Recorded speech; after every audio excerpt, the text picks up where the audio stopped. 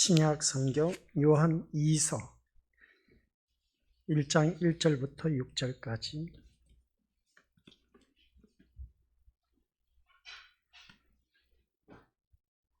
우리 한 목소리로 함께 합독하도록 하겠습니다.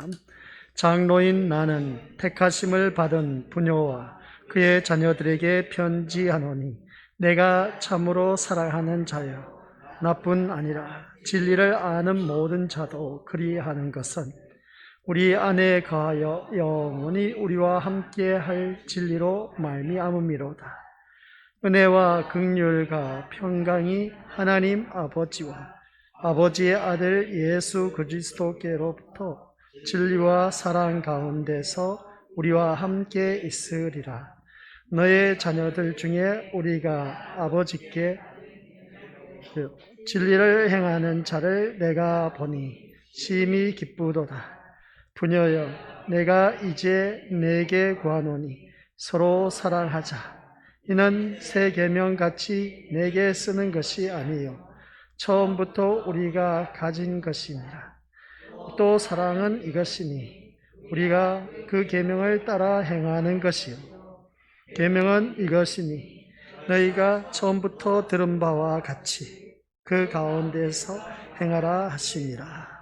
아멘. 이 말씀은 하나님께서 하신 말씀을 통해서 주신 교훈의 제목, 시작. 아버지 하나님, 오늘따라 우리가 읽은 하나님의 영의 양식의 말씀 요한 2서 1장 1절부터 6절 말씀을 통하여 하나님 자녀는 바로 이렇게라고 하였습니다. 과연 우리가 어떻게 살아가야 할 것인지 오늘 말씀을 통해서 우리에게 귀한 교훈을 주실 때 그 말씀이 우리 마음판에 새겨져 하나님 앞에 영광이요 기쁨이 되게 하옵소서. 예수님의 이름으로 기도드립니다. 아멘. 하나님 자녀는 이렇게라고 했을 때 하나님 자녀는 바로 이렇게라고 하였습니다. 우리 모두 다가 하나님을 믿는 믿음의 자녀들은 한결같이 어떻게 우리가 자세를 취하느냐가 참 중요하다는 것을 보게 됩니다. 오늘 오전 시간 말씀 제목 다들 기억하시죠? 시작. 네. 뭐라고요? 네. 하나님의 특별한 은총을 받아 누린 우리 믿음의 식구들 불러주신 우리를 의롭게 하시고 의롭게 하신 우리를 영화롭게 하셨다라는 그 가정을 쭉 살펴보면 참 기막힌 배열을 해놨다는 것을 알 수가 있습니다. 그래서 우리는 하나님 자녀로서의 그 특별한 은총을 받아 누리기 때문에 거기에 걸맞게 살아야 된다. 하나님 자녀답게 살아라 하는 것이 바로 하나님의 부르심을 받은 핵심의 요소였습니다. 그런 우리들이 또한 의롭게 살아가야 된다. 의롭게 살아가는데 자기를 뽐낼 것이 아니라 오직 예수 그리스도만 자랑할 수 있는 저와 우리 고수들이 되어야 된다. 오늘 오후 이 시간에 그 말씀과 같이 연관됩니다. 매치가 됩니다. 그리고 마지막에 가서 영화롭게 사는 삶. 그것은 누구나 예수 그리스도를 닮은 자만이 천국에 갈 수 있다. 예수를 닮지 못하면 우리가 천국에 이를 수가 없다라는 말씀 내용입니다. 그래서 오늘 하나님의 자녀는 바로 이렇게라는 제목으로 정했습니다. 오늘 본 서신의 저자 요한이 자신을 장로로 표기하고 있음을 보게 됩니다. 수신자와 교회와 성도들을 부녀와 그의 자녀들로 계명을 따라 진리 안에서 행하는 것을 언급하면서 기쁨을 표하고 있음을 알 수가 있습니다. 끝으로 서로 사랑하자고 권하며 사랑이란 다름 아니라 주의 계명을 따라서 행하는 것임을 강조하고 있다는 것을 알 수가 있습니다. 그래서 사도 요한은 요한 1서에서와 마찬가지로 진리 안에서 사랑의 실천을 매우 강조하고 있다. 입으로만 외치는 것이 아니라 그 사랑을 실천할 수가 있어야 된다라는 말씀입니다. 마치 영지주의자들이 입으로만 살아있지 실천에 행하는 그 모습이 없었다는 것을 보게 됩니다. 우리가 믿음 생활하면서 행함이 없는 믿음은 죽은 것이라고 누구든지 다들 잘 알고 있습니다. 잘 알고는 있지만 행하지 못하니까 그게 문제가 되는 겁니다. 그러나 오전 시간 말씀처럼 하나님의 특별한 은총을 받아 누린 우리들은 어느 누구를 막론하고 예수 그리스도를 닮아갈 때에 그 놀란 영화의 자리에 이를 수가 있다는 걸 꼭 명심하시길 바랍니다. 당시의 영지주의자들, 우리 영지주의자들 다들 이해가 하시죠? 그것은 다름 아니라 눈앞에 보이지 않는 것은 선하지만 보이는 것은 다 악하다라는 것입니다. 그러다 보니까 예수님의 인성이라고 하는 것은 예수님의 그 사람의 성품, 그리고 또 예수님께서 성육신 하신 것, 사람의 몸을 입고 이 땅에 오셨다, 그것은 다 악하다는 겁니다. 이것을 부인하는 자들입니다. 그러다 보니까 이 영주주의자들이 잘못된 이단 교리를 계속해서 전파하는 것을 보게 된 겁니다. 그래서 그들은 사랑을 부르짖으면서 행함이 전혀 없었다고 앞에서도 말씀드렸는데, 이에 사도는 참 성도라면 마땅히 이러한 자들과는 달리 하나님에 대한 바른 지식과 아울러서 또한 마땅히 하나님께서 기뻐하시는 그 진리 가운데로 행하며 진실되고 행함이 있는 사랑을 실천해야 함을 강조하고 있다는 것을 보게 됩니다. 그래서 교회는 사랑의 공동체, 그래서 사랑을 우리가 어느 누구든지 행할 수 있는 그런 믿음으로 거듭나야 된다는 것을 보게 됩니다. 다들 말로는 1등 신자인데, 그러나 삶 속에서 보면 1등 신자가 아닌 세상 사람들과 똑같이 살아가는 그 모습을 볼 때 안타깝다는 것을 알 수가 있습니다. 그렇다고 해서 다는 그렇지 않다는 겁니다. 그래도 하나님 말씀 따라 실행 실천에 옮기기 위해서 몸부림치는 그런 그 삶으로 살아가는 것을 또한 볼 수가 있습니다. 그럴 때 하나님께서 돕는 역사가 있고, 그 돕는 역사 속에서 말씀을 통해서 체험을 하게 되고, 체험을 하다 보니까 아하, 말씀대로 살아야 할 이유가 바로 이것이구나 라는 깨닫게 된 것이죠. 그게 바로 그리스도를 닮아가는 성화의 과정이다 라는 것을 보게 됩니다. 그래서 오늘 첫 번째 주제가 같이 읽어보도록 하죠. 시작. 성도가 불신자와 다른 점. 성도가 불신자와 다른 점이 무엇일까? 라고 했을 때 다른 점 뭐가 있겠습니까? 우리 믿음 것들. 우리 다른 점은 다른 것 없습니다. 어렵게 생각하지 마시고, 성도와 불신자의 다른 점은 이 예배 자리에 나오고 안 나오고의 차이점입니다. 그게 무엇이겠습니까? 오늘 첫 번째 요지가 오전 첫 번째 요지와 똑같은 겁니다. 부르심. 성도가 불신자와 다른 점은 하나님의 부르심, 콜링 받은 것이죠. 부르심을 받아 이 자리에 나오신 우리 믿음의 것들은 택함 받은 백성이고, 이 자리에 나오지 못한 사람은 죽은 영혼이다. 그러니까 그 심령들은 지옥에 떨어질 수밖에 없는 것을 보게 됩니다. 그 죽은 영혼을 우리는 또 살려서 주님 앞에 인도해내는 것이 우리가 해야 할 사명인 겁니다. 그래서 성도가 불신자의 다른 점은 부르심을 받았냐 받지 못했느냐, 더 쉽게 표현하면 예정하셨느냐 예정하지 아니하셨느냐 라는 말씀 내용입니다. 그래서 우리가 믿음 생활하는 것을 바라보면 예정된 것이다, 예정된 교리다, 아니다, 이걸 따지는 것을 보면 참 머리가 아픕니다. 근데 하나님께서는 기가 막히게 우리를, 성경 말씀을 보니까 예레미야서 1장 5절 말씀이죠. 우리 그 말씀을 바라보니까 어머니의 뱃속에 있기 전에 하나님께서 우리를 아셨다는 겁니다. 그리고 또 그것을 이 땅에 태어나게 하신 그 가정, 그 모든 것이 구원의 가정인 것을 바라보게 된 것이죠. 이런 특별한 은총을 받아 누린 우리 것들은 오늘 본문 말씀처럼 성도가 불신자와의 다른 점은 택함 받았냐 택함 받지 않았냐 라는 차이점입니다. 오늘 이 자리에 앉아 계신 우리 권속들은 택함 받았기 때문에 이 자리에 나와 앉아 계신 그 모습을 보게 됩니다. 그래서 택하심을 입은 부녀와 그의 자녀라고 부르고 있는 오늘 본문 말씀을 볼 때에 구약에서도 하나님의 택하심을 입은 이스라엘 백성을 처녀라고 비유하기도 합니다. 그리고 혹은 신부와 같이 여성으로 표현했다는 것을 알 수가 있는 것이죠. 이 말씀은 우리가 이사야서 52장 2절에도, 예레미야 2장 2절에도, 에스겔서 16장 전체를 통해서 또 말씀하고 있는 것을 보게 됩니다. 우리 앞에 화면 우리 먼저 띄워주시기 바랍니다. 이사야 52장 2절 말씀 보면 같이 읽어보죠. 시작. 너는 티끌을 털어버릴지어다. 예루살렘이여 일어나 앉을지어다. 사로잡힌 딸 시온이여 내 목에 줄을 스스로 풀지어다.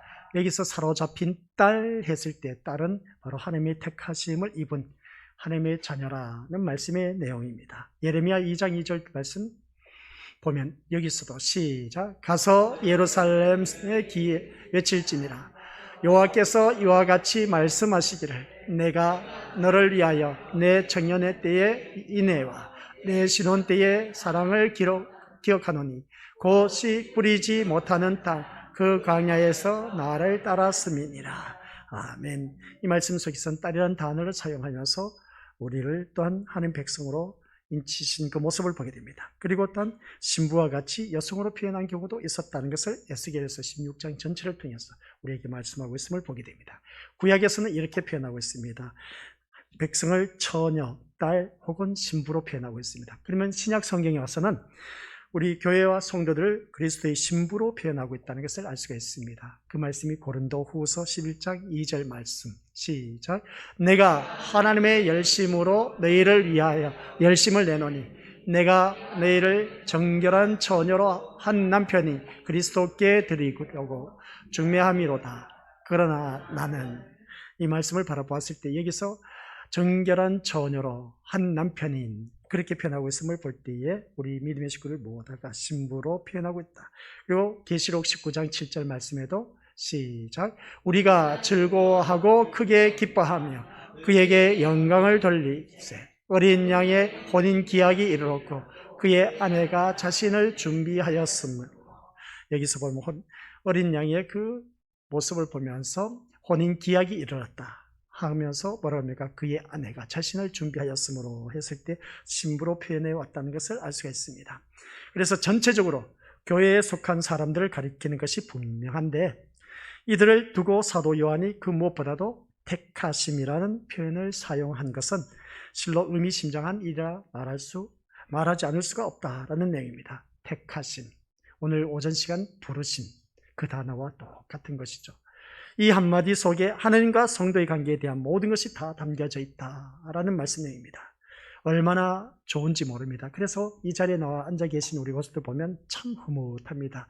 택함받은 자녀이고 택함받은 자녀답게 하나님의 그 은총, 특별한 은총을 받아 누린 우리 믿음의 식구들은 거기에 걸맞게 살아가고 있다는 겁니다. 그래서 부르심을 받았다면 그 핵심 키워드가 뭐라고요? 우리 모두가 하나님 자녀답게 살아가자라고 했습니다. 그래서 부르심을 받으면 하나님 자녀답게, 오늘 이 자리에 나와서 예배드린 모습이 얼마나 멋집니까? 바로 이게 하나님 자녀답게 살아가는 삶의 모습인 겁니다. 그래서 자녀답게 살아가는 우리들은 이제 의롭게 살아가는 우리가 되어야 된다 라는 말씀이죠. 의롭게 살아가는데 누구 의를 위해서? 나가 아닌 하나님의 의를 위한 그런 삶으로 살아가야 된다라는 것입니다. 그래서 이 한마디 속에 하나님과 성도의 관계에 대한 모든 것이 다 담겨져 있습니다. 택하심, 곧 세상의 무수한 사람들과 성도들을 구분하는 결정적인 요인은 그 어떤 인간적인 요소가 아니라 창세 전부터 아시고 택하신 그 하나님의 은혜에 있다라는 말씀이 에베소서 1장 4절부터 6절까지 창세전에 그리스도 예수 안에서 너희를 택하사라는 말씀이 있지 않습니까? 아주 귀한 말씀임을 바라보게 됩니다. 그래서 우리는 창세전에 그리스도 예수 안에서 우리를 택하여 주신 그 하나님을 바라볼 때 너무나 고맙고 또 감사할 일이다 그런 것을 바라보게 됩니다. 이것만 올바로 깨달아도 우리는 평생 하나님의 은혜에 감사하면서 올바른 성도의 삶을 살아갈 수가 있다라는 말씀입니다. 이것만, 이 말씀만 붙잡아도 하나님 이 말씀이지 않습니까? 창세전에 우리를 택하여 주셔서 우리를 불러주셨지 않습니까? 하는 이 말씀, 이것만 생각해도 흐뭇하지 않습니까? 또 이 자리에 아무나 나와 앉아 있을 수도 있는 그런 자리 또한 아니다라는 것입니다. 믿음은 모든 사람의 것이 아니라는 것이죠. 우리 대부분 생각할 때 데살로니가 3장 2절 시작. 또한 우리를 부당하고 악한 사람들에게서 건지시옵소서 하라. 믿음은 모든 사람의 것이 아니라는 겁니다. 택함 받은 자에게만이 믿음의 사람이라고 하는 것이죠. 그래서 오늘 이 자리에 앉아 계신 우리 것들 모두가 정말 하나님의 자녀답게 너무나 믿음 생활 잘하고 계십니다. 이 놀라운 자리가 축복의 자리가 될 수밖에 없고, 앞으로 우리 믿음의 권속들은 잘 될 수밖에 없는, 놀라운 축복을 받아 누릴 수밖에 없는 그러한 하나님의 자녀가 될 겁니다. 이 말씀을 믿으시고 확신을 갖고 일어나 함께 가자라는 말씀입니다. 그래서 일어나 함께 가는데 하나님이 기뻐하시는 그러한 자로 거듭난 그러한 삶으로 살아가야 된다라는 걸 꼭 명심하시길 바랍니다. 그러면서 요한복음 15장 16절 말씀 또한 뭐라고 하느냐, 시작. 너희가 나를 택한 것이 아니요 내가 너희를 택하여 세웠나니 이는 너희로 가서 열매를 맺게 하고 또 너희 열매가 항상 있게 하여 내 이름으로 아버지께 무엇을 구하든지 다 받게 하려 합니다. 무엇을 구하든지 다 받게 하려 합니다. 그 앞에 쭉 가서 보면 너희가 나를 택한 것이 아니라 내가 너희를 택하였다는 겁니다. 오늘 우리가 교회 믿음 생활하다 보면 내가 예수님이 좋아서 예수님을 내가 선택해서, 불교를 갈 때 보면 그 십자 앞에 가서 바라보면 우리 믿음들 절이 좋아서 가는 사람 선택해서 기독교는 모든 종교는 선택이라 하지만 그러나 기독교는 선택이 아닌 하나님의 자녀로서 먼저 우리를 불러주셨기 때문에 내가 이 자리에 나온 겁니다. 겉으로 봤을 때는 내가 기독교가 좋아서 선택해서 이 자리에 나와 앉아 있는 것처럼 얘기할지 모르지만 그러나 그 이전에 하나님께서 이미 너를 택하여서 이 자리에 불러내셨다라는 그런 내용입니다. 그걸 아셔야 되는 겁니다. 타 종교는 자기가 좋아서 선택해서 갔다 할지 모르지만 내가 기독교가 좋아서, 내가 불교가 좋아서, 천주교가 좋아서 갔다 그렇게 표현할지 모르지만 우리 기독교는 그게 아닌 겁니다. 이미 우리 믿음의 것들 그 이전에 나를 택하여 주셨다라는 말씀입니다. 그걸 명심하시고 그러한 자들에게는 너희가 무엇을 구하든지 다 받게 하려 함이라, 다 허락해 주신다라는 그런 말씀 내용입니다. 우리는 믿음의 길을 걸어가며 그 은혜에 감사하고 그 사랑을 찬양할 수 있음에 감사해야 한다는 걸 꼭 기억하시길 바랍니다. 그래서 우리는 우리에게 이 믿음이 아무 공로 없으되 오직 그리스도 안에서 우리를 택하신 하나님의 사랑의 결과임을 알고 더욱 깊은 감사와 함께 이러한 은혜를 베푸신 그 하나님의 영광을 위해서 날마다 최선을 다하는 그러한 자들이 되어야 한다는 걸 꼭 명심하시길 바랍니다. 그래서 내가 살아가는 삶 속에서 오늘 오전 시간 말씀 계속 겹쳐지는 것인데 부르심을 받았다면 그 내용의 핵심이 뭐라고요? 하나님 자녀답게 살아가라는 것이죠. 하나님 자녀답게 살아가는 것이 뭐냐? 현실에 게으름을 피워서는 안 됩니다. 부지런하여 열심을 품고 부지런하게 게으르지 말고 열심을 품고 주를 섬기라는 말씀처럼 최선을 다하는 그 모습이 있어야 된다는 것입니다. 그를 할 때에 성령 하나님께서 도우심의 역사가 있다는 내용입니다. 성도가 불신자와 다른 점은 하나님의 택하심을 입었다라는 내용입니다. 오늘 이 자리에 앉아 계신 우리 것들 모두가 불신자와 다른 점은 다른 것 없습니다. 우리는 한결같이 하나님의 택하심을 받았다라는 사실. 그래서 에베소서 2장 8절 시작. 여러분은 하나님의 은혜 안에서 믿음으로 구원을 받았습니다. 여러분 스스로는 자신을 구원할 수 없습니다. 구원은 하나님의 선물입니다. 아멘. 우리는 하나님의 은혜 가운데서 우리가 믿음으로 구원을 받았습니다. 얼마나 좋습니까? 구원받은 우리들 스스로는 구원받을 수가 없습니다. 하나님께서 우리에게 구원의 선물을 주셨다는 것이죠. 이 구원의 선물을 가지고 우리는 끝까지 가자라는 그런 말씀입니다. 중도 하차하지 마시고 아무리 힘들고 어렵다 할지라도 힘들고 어려운 그 과정은 오전 시간 뭐라고 했습니까? 나를 성화시키는 그 과정이다. 그러니까 세상에 있는 모든 것들을 불순물들을 제거하기 위해서 그러한 어려운 일들이 나에게 주어졌다라고 그렇게 생각하시면 됩니다. 그것이 다 빠지고 나면은 이제 진짜 하나님의 백성으로서 거듭난 그런 모습으로 살아가는 것을 알 수가 있습니다. 이런 말씀을 들으면서 이제 두 번째 같이 읽어보도록 하죠. 시작. 성도 간의 교제는 오직 뭐라고요? 복음의 진리에 기초하고 있어야 된다라는 말씀 내용입니다. 우리 집에 가져가셔서 이 주번을 꼭 보시길 바랍니다. 우리가 살아가는 하나님 자녀는 바로 이렇게 살아가라고 하는 것을 볼 때 성도가 불신자의 다른 자의 차이점은 하나님께서 나를 택하여 주셨다. 그러면 두 번째, 성도 간의 교제는 오직 무엇에 기초해야 된다? 복음의 진리에 기초해야 된다라는 그런 말씀의 내용입니다. 그래서 2절을 바라보면 우리 안에 거하여 영원히 우리와 함께할 진리를 인함이로다 라고 그렇게 표현한 것을 보게 됩니다.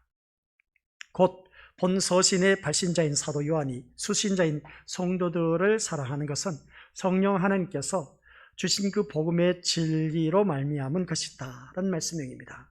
그러니까 무슨 말씀이냐면 하나님께서 우리를 사랑하셨는데 성령 하나님께서 우리에게 복음의 진리를 주셨다는 겁니다. 복음의 진리를 주신 이유는 우리 믿음의 것들 모두가 서로 교제하게 하기 위한 것이다. 그래서 우리가 서로 다 다릅니다. 피도 섞이지 아니한 그런 우리 하나님의 자녀들입니다. 그러나 오직 우리는 예수 그리스도의 피가 흐르기 때문에 우리는 어느 누구든지 하나가 된 하나님의 한 가족입니다. 하나님의 한 가족이 어떻게 마음을 모을 수 있느냐라고 했을 때 이 복음의 진리가 선포됨으로 인해서 그 복음의 진리대로 따라 순종하다 보니까 하나가 되어져 가는 겁니다. 이게 바로 우리가 하나님이 원하시는 그 공동체의 모습인 겁니다. 대표적으로 무조건 공동체는 하나가 되어야 된다. 둘이 분열되면 그 공동체는 무너지게 되어 있습니다. 서로 니파 네파 따지지 않습니까? 우리가 이미 고린도서 다루면서 아볼로파다, 게바파다, 그리고 바울파다 하면서 어떻습니까? 나는 예수 그리스도파다. 그렇게 서로 누구파 따지지만 교회 안에서는 오직 우리 예수님밖에 없습니다. 그래서 말씀을 우리가 하나로 이제 세워져 간다는 것이죠. 그래서 오직 우리 주 안에서 성도 간의 교제는 복음의 진리에 기초해야 된다는 그런 말씀입니다.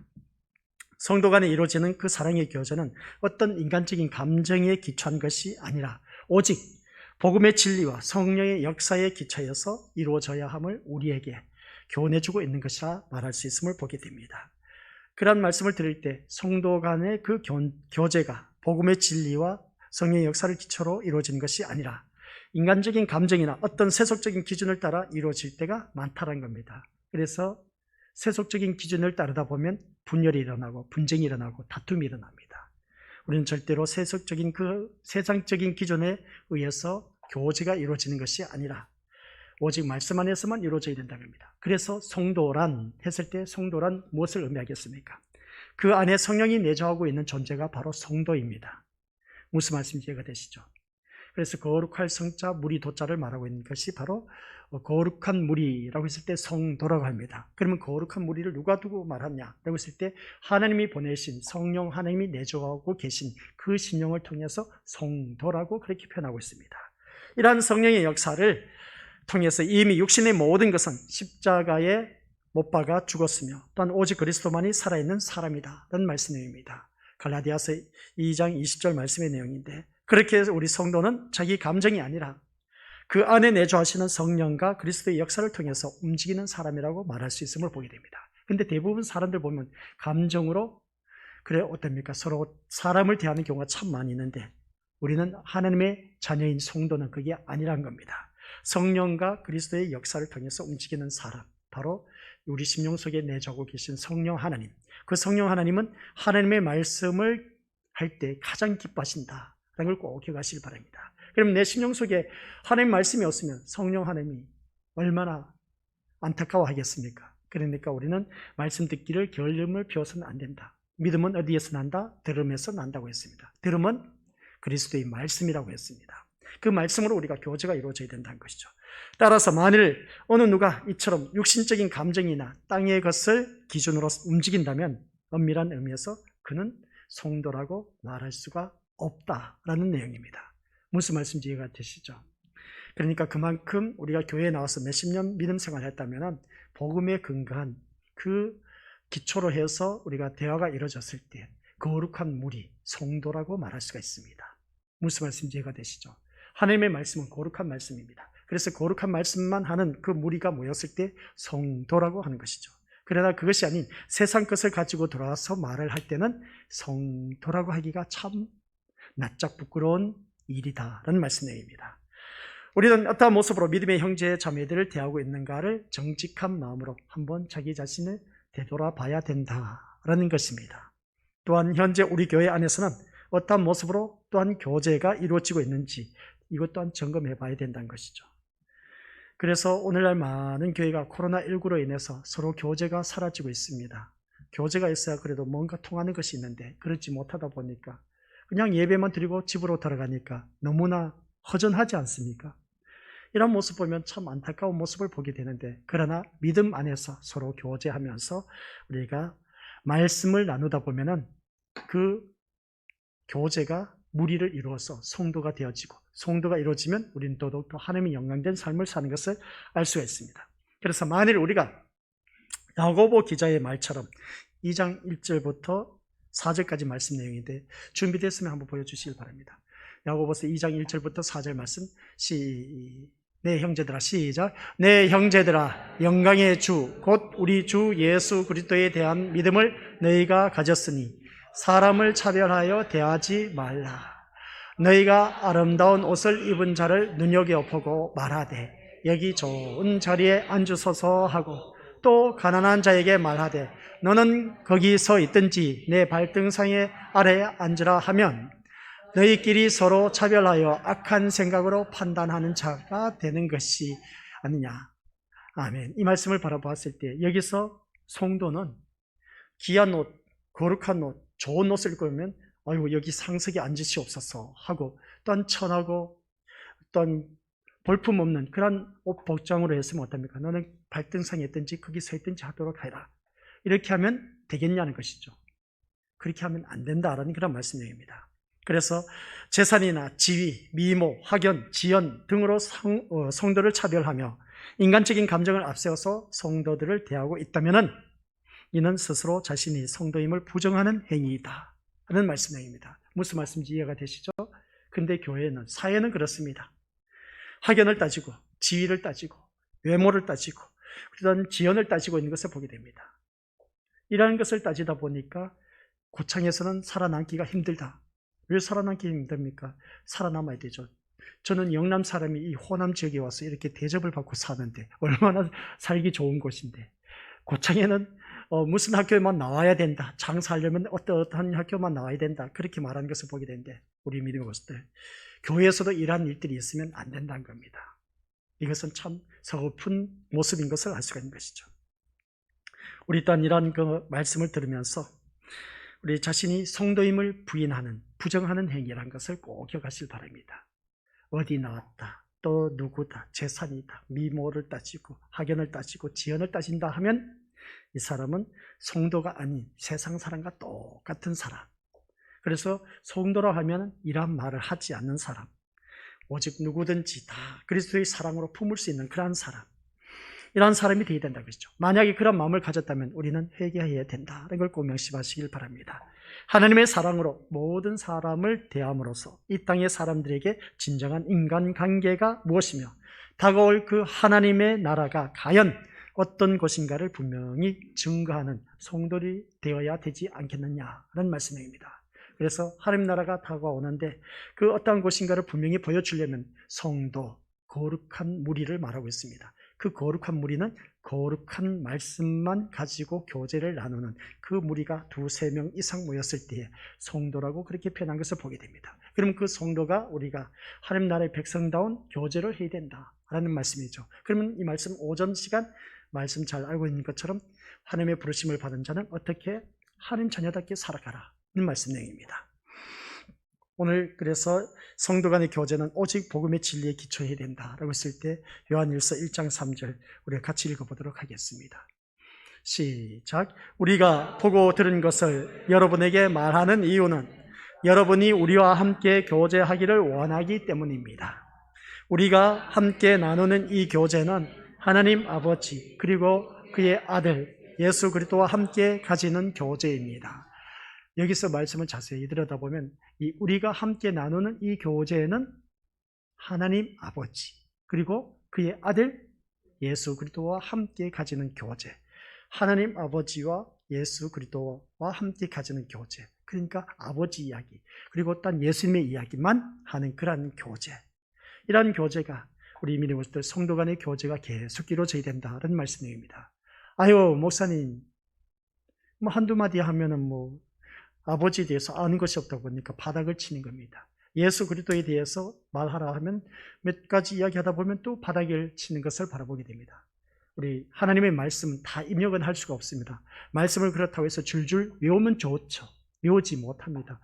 머리가 좋으신 분은 줄줄 외우면 더욱더 좋은 것이죠. 근데 이 말씀은 무슨 말씀이냐? 하나님께서 오늘 나에게 주신 은혜를 서로 나누라는 겁니다. 예수 그리스도의 그 십자가의 구속의 은혜를 우리가 서로 나누라는 겁니다. 이게 바로 두 번째 주제입니다.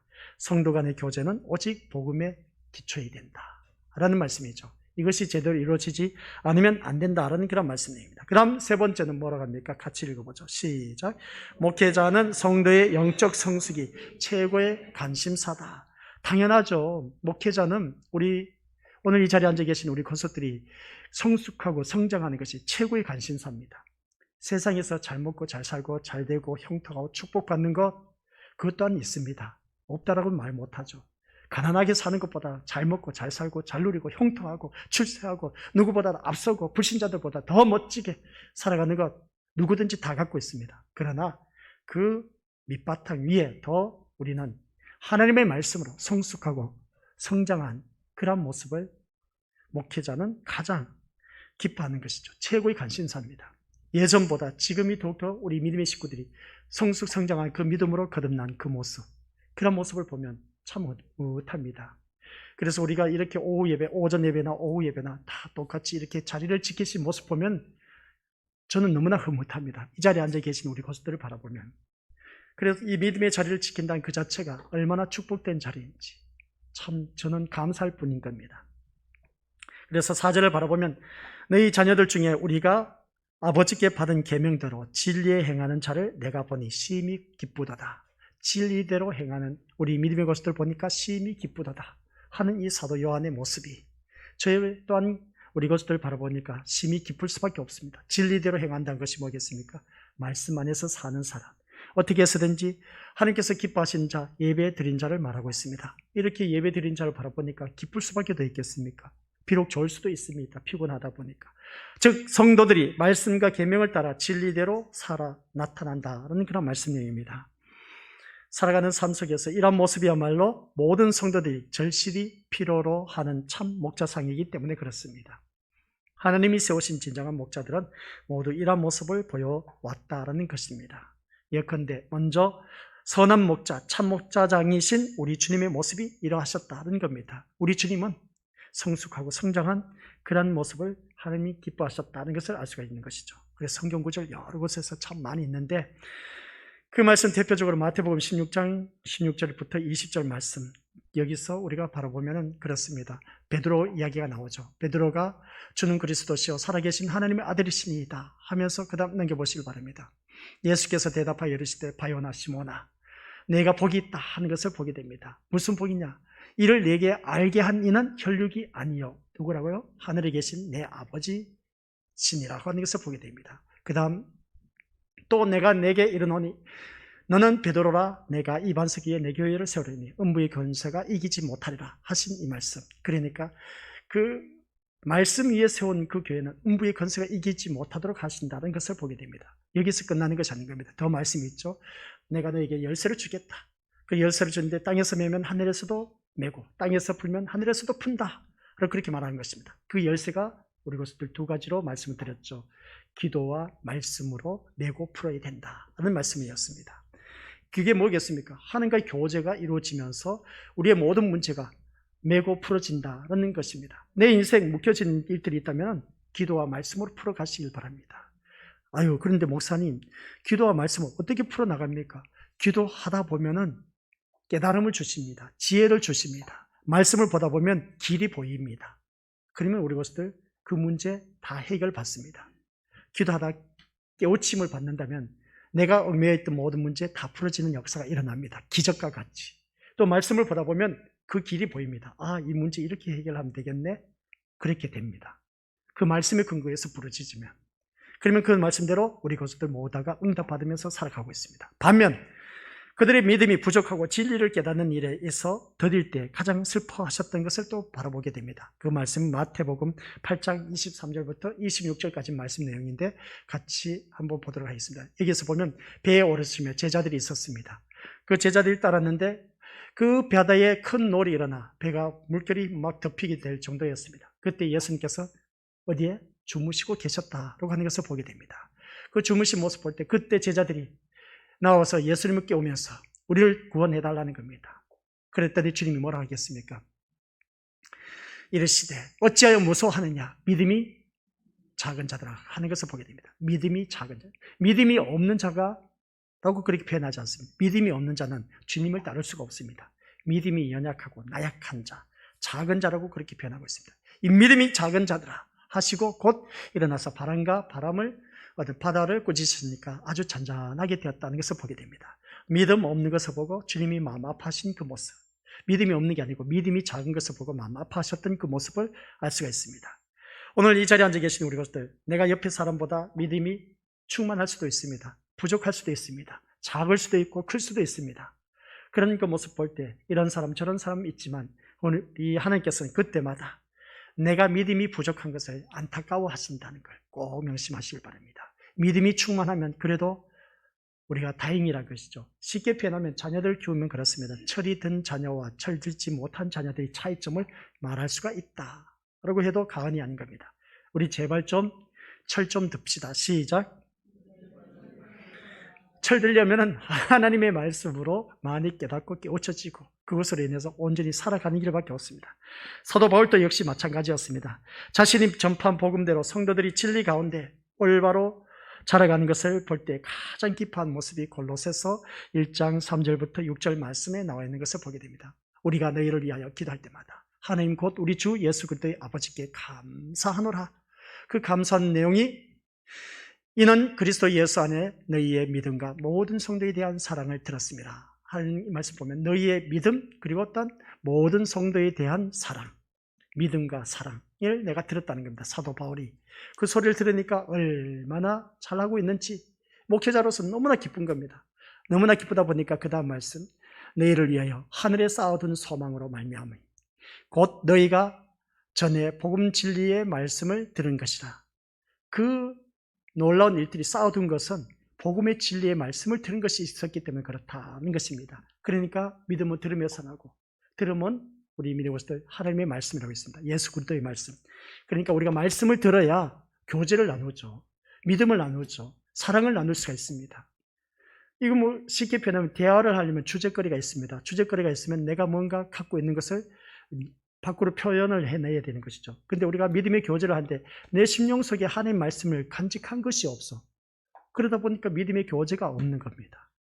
그러다 보니까 세상 이야기가 들어오게 되는 것이죠.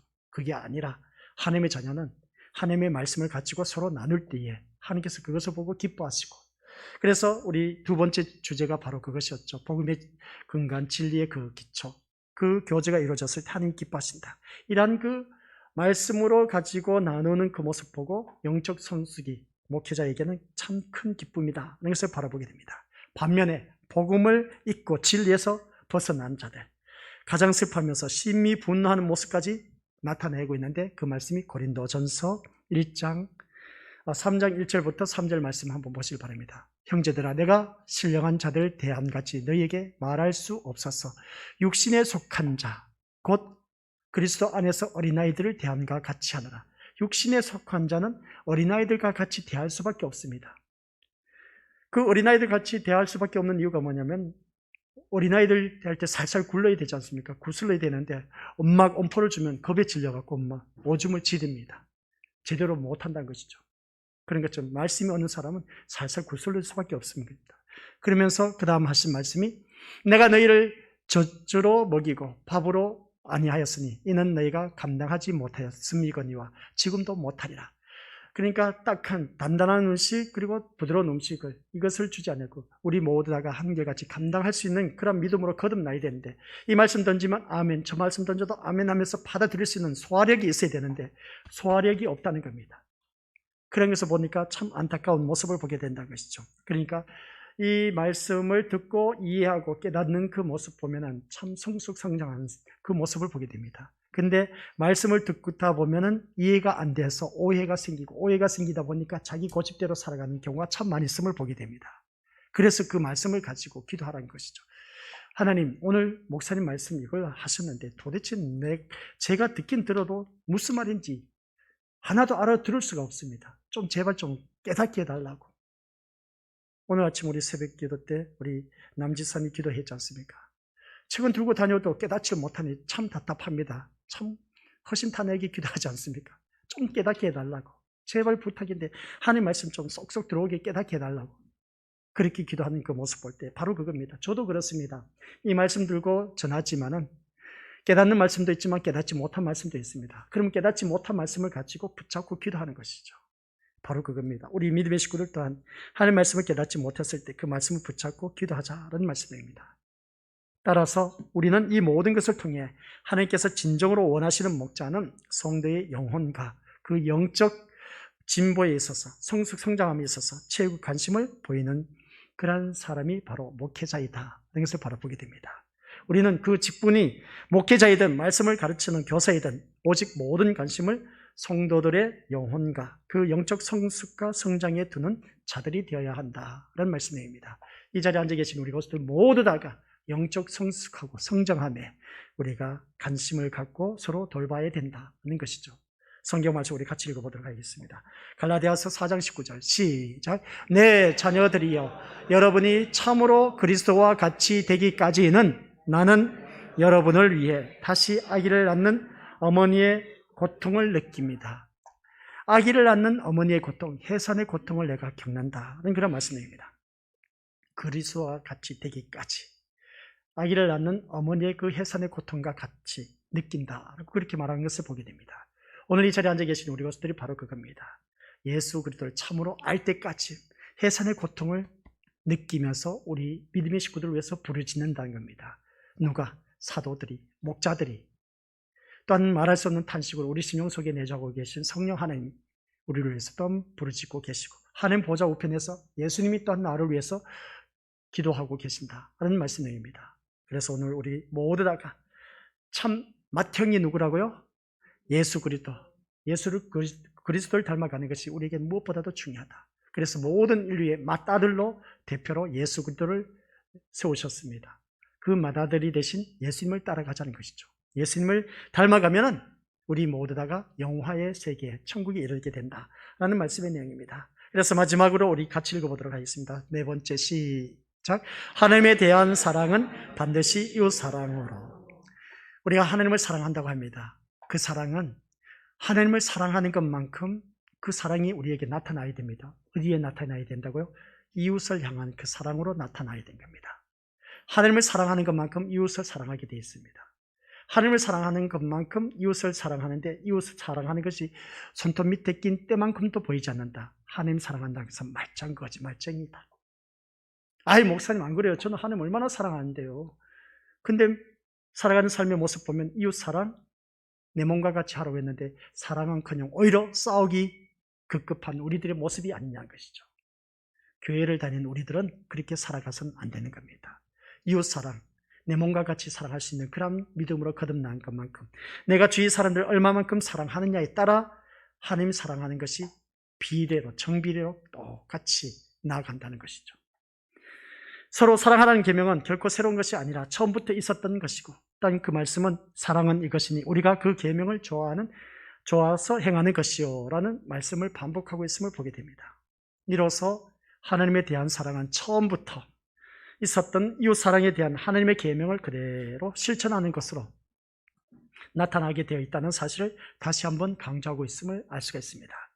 남녀노소를 불문하고 모든 사람은 사랑하는 사람이 생기면 그때부터 어떻게 됩니까? 자기 뜻이 아니라 사랑하는 사람의 뜻대로 움직이게 되어 있습니다. 무슨 말씀인지 이해가 되시죠? 내가 저 사람을 진짜 사랑해. 그러면 저 사람이 원하는 대로 움직이고 있어. 그만큼 내가 그 사람을 사랑한다는 뜻입니다. 맞아요? 틀려요? 연로하신 분들은 사랑 많이 해보셨죠? 안 그렇습니까? 그런 모습 볼 때 자녀들이 또한 행하는 그 모습 보면 그렇습니다. 그 자녀들 바라봤을 때 사랑이 얼마나 많이 갑니까? 그죠? 그 사랑 가는 그 모습 보면 참 내 마음대로 원하는 대로 해주면 사랑이 그냥 절절 넘쳐 그냥. 그런 것처럼 우리가 하나님을 사랑한다면은 우리 믿음의 식구들 모두가 그 하나님 뜻대로 살아가는 자들이 되어야 되는 겁니다. 그만큼 하나님을 사랑하는 자인 것이죠. 근데 하나님 사랑한다고 하면서 하나님 뜻대로 살겠다고 하면서도 다 돌이켜보면 내 뜻대로 내가 원하는 대로 살아가고 있어. 하나님 사랑한다는 것은 마땅한 거짓말쟁이인 것이죠. 하나님을 사랑한다면 하나님 뜻대로 사는 사람입니다. 상대편이 내가 사랑하는 사람이 있어. 그 사랑하는 사람이 원하는 대로 내가 그 모든 것을 죽이고 그 사람 비위를 다 맞춰줍니다. 결혼하기 전에는. 그죠? 결혼하고 나면 서로 어떻게 합니까? 이제 경쟁입니다. 누가 더 텃세를 부리느냐. 거기에서 우리가 살아가는 그 모습 보게 되는데 그건 온전한 모습이 아닌 것이죠. 하나님 자녀가 바로 그런 모습인 겁니다. 우리가 하나님을 사랑한다면 하나님 뜻대로 내 모든 것을 다 포기하고 하나님 뜻대로 살아가는 것이 하나님의 사랑인 겁니다. 근데 그것을 우리가 하지 못하고 있지 않습니까? 솔직히 말해서. 그러나 우리는 할 수가 있다는 겁니다. 하나님과 성도의 그 관계를 바라봤을 때 옛부터 사람은 그럽니다. 사랑의 힘은 위대하다라고 말해온 것을 알 수가 있습니다. 사랑의 힘은 얼마나 위대한지 몰라요. 그래서 하나님과 성도의 관계라고 해서 예외가 될 수가 있습니까? 아니다는 것이죠. 아니, 오히려 이러한 현상은 더 강해진다는 것입니다. 뭐냐면은 하나님을 사랑하는 성도 가운데는 하나님의 영이신 성령께서 역사하시기 때문에 더 우리는 강해집니다.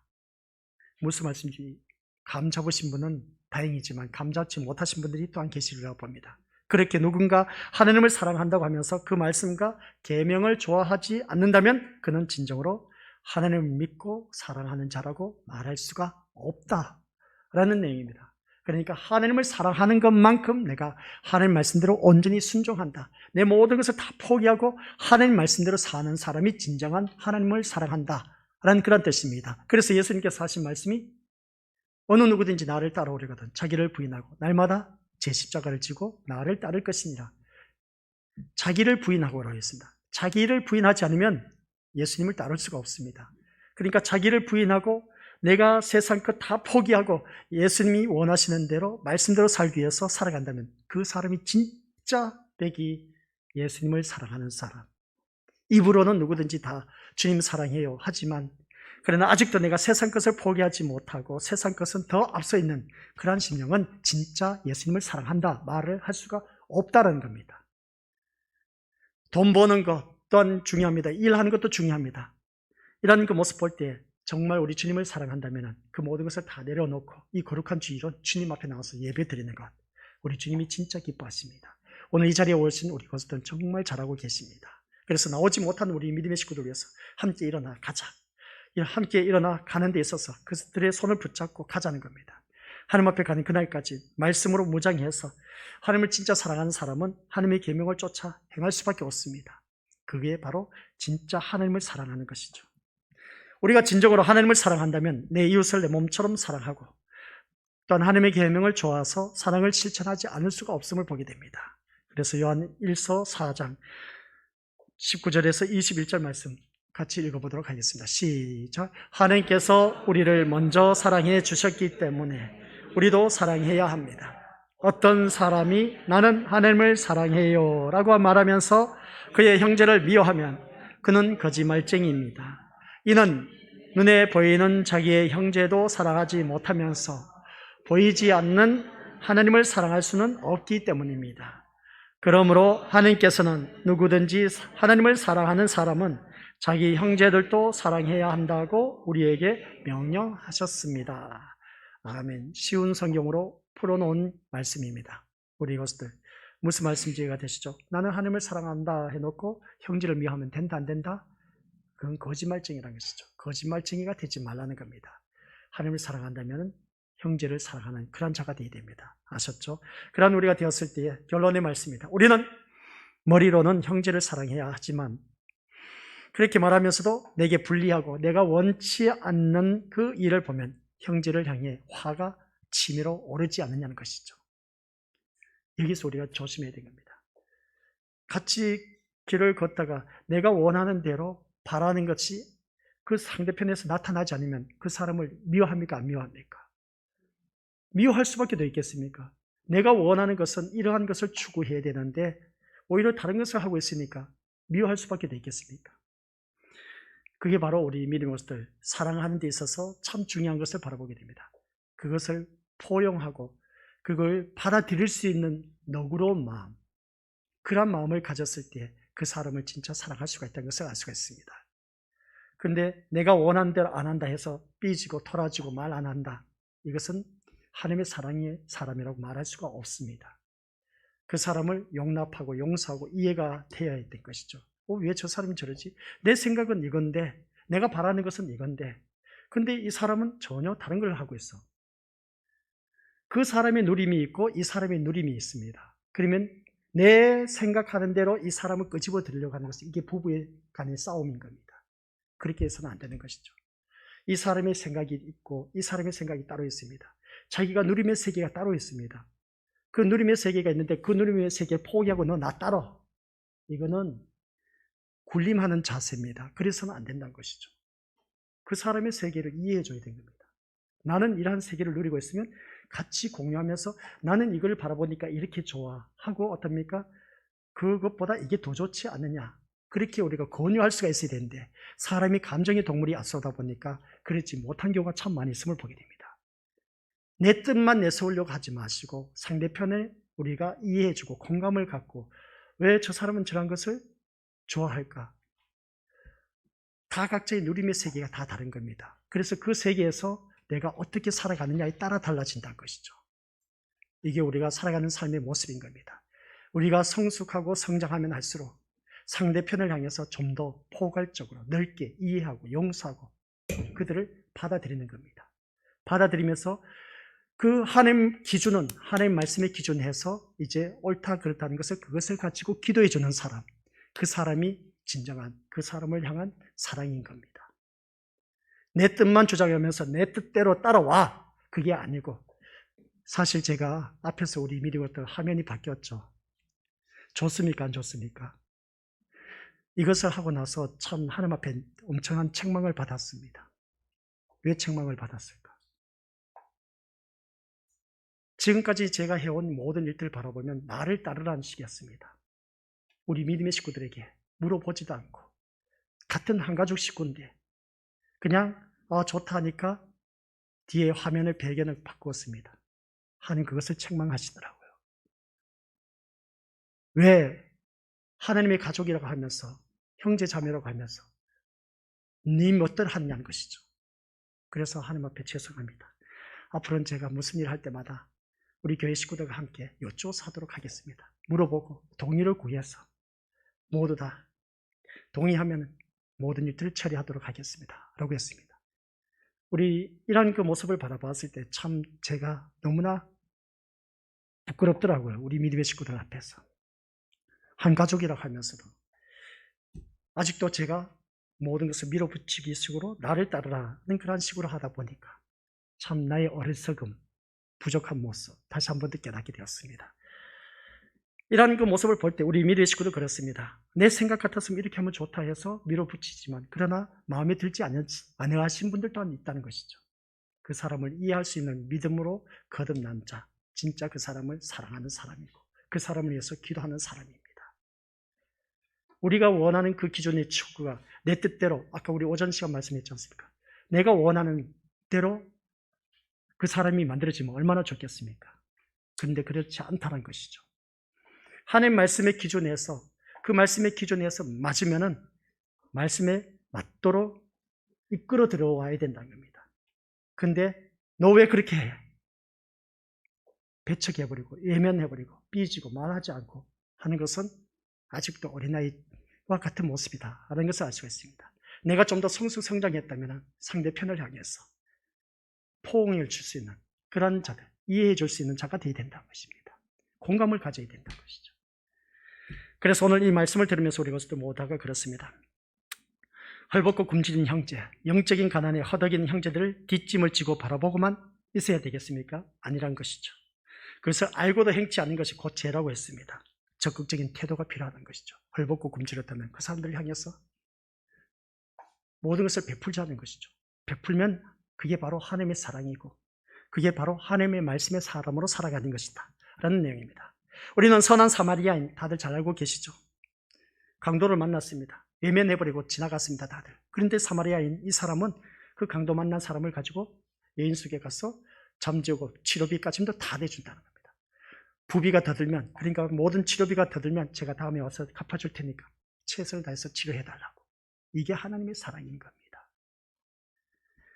연약한 형제를 조롱하고 놀리던 입술이 이제는 우리 믿음의 것들 격려와 위로의 입술로 변해야 된다는 것이죠. 가난한 형제를 보며 나도 가난하다는 이유를 들어서 돕지 못함을 정당화해서도 안 되는 겁니다. 나도 가난한데 어떻게 도와주겠냐는 것이죠. 아니요. 가난해도 도와줄 수가 있습니다. 무슨 말씀인지 이해가 되시죠? 할 수 있다니까요. 가난해도 도와줄 수가 있습니다. 그게 우리가 해야 할 일들입니다. 마게도냐 성도들처럼 자원하는 심정으로 형제 사랑을 실천해야 된다는 겁니다. 이 말씀은 우리가 고린도 후서 8장 1절에서 5절까지 말씀인데 우리 집에 가서 한번 읽어보시길 바랍니다. 이제 이러한 적극적인 형제 사랑의 실천을 통해서 여러분의 성도됨의 진정성을 나타내 보이시길 바랍니다. 그 성도됨의 진정성은 얼마만큼 내가 성숙성장했느냐라는 것을 알 수가 있습니다. 그래서 하나님에 대한 사랑은 반드시 누구를 통해서 나타난다? 이웃을 향해서 나타난다. 하나님을 사랑하는 것만큼 이웃에 대한 사람을 이해해주고 공감해주고 그 사람을 포용해줄 수가 있고 용납해줄 수가 있고 그 사람을 품을 수 있는 사람, 그러면서 그 사람에게 필요한 것을 채워주고 해서 말씀의 기준으로 이끌어오는 사람, 그 사람이 하나님의 사랑을 제대로 알고 깨달은 사람이다 하는 내용입니다. 이 말씀을 가지고 우리 믿는 것들 하나님 자녀는 바로 이렇게 살아가라는 말씀 내용입니다. 이렇게 살아가시기를 주님의 이름으로 간절히 축원드립니다. 아버지 하나님 은혜 감사를 드립니다. 살아가는 삶의 모습은 가지각색입니다. 그러나 하나님 자녀로서 어떻게 살아가야 할 것인지 오늘 요한이서 1장 1절부터 6절 말씀을 통해서 교훈해 주었습니다. 택함받은 자는 택함받은 자녀답게 살아가야 된다는 것.